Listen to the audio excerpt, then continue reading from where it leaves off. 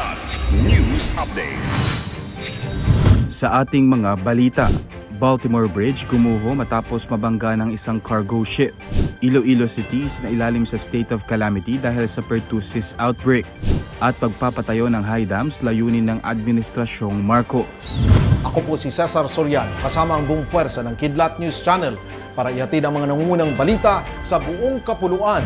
Ngayon, kuha sa bidyong ito ang pagbagsak ng 2.57 km Francis Scott Key Bridge makaraang mabangga ng isang container ship sa Baltimore, Maryland nitong Martes ng madaling araw. Ayon kay Maryland Transportation Secretary Paul Wiedefeld, 8 ang kabuoang bilang ng biktima sa gumuhong tulay kung saan ang isa rito ay nasa kritikal ang kalagayan at nagpapagaling sa ospital. Pagbabahagi niya, nag-aayos ng potholes ng tulay ang ilang construction workers nang mangyari ang trahedya.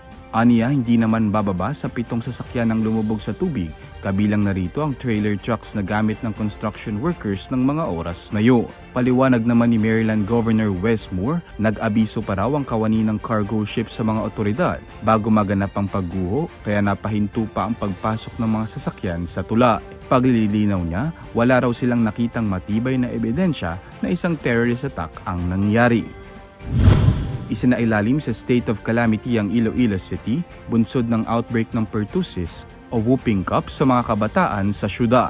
Alinsunod sa rekomendasyon ng City Disaster Risk Reduction and Management Council, isang deklarasyon ang binuo ng Sangguniang Panglungsod sa espesyal na sesyon kahapon na nagpapahintulot sa lokal na pamahalaan na maglaan ng 16 na milyong piso mula sa Quick Response Fund para ipambili ng gamot, bakuna at iba pang pangangailangan upang maibsan ang outbreak ng sakit.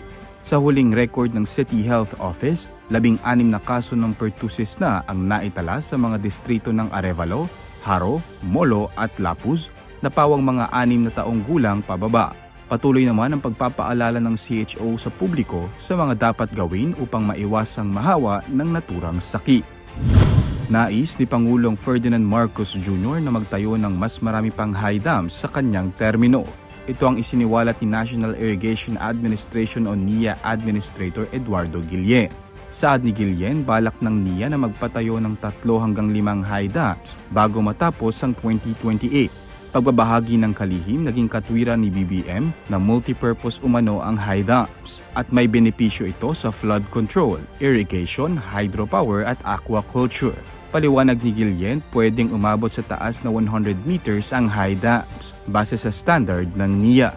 Sa kasalukuyan, may balak na magtayo ng dam sa Tumawini sa Isabela, Panay River Basin sa Capiz at iba pang mga lokasyon sa Ilocos Region at Mindanao. Para sa Kidlat News Update, Renz Zelenon, nag-uulat. At inyo pong natungayan ang mga headlines sa nakalipas na mga oras. Manatiling nakatutok para sa mga susunod na updates at breaking news. Ako po si Cesar Soriano, kasama nyo sa bawat pagputok ng balita.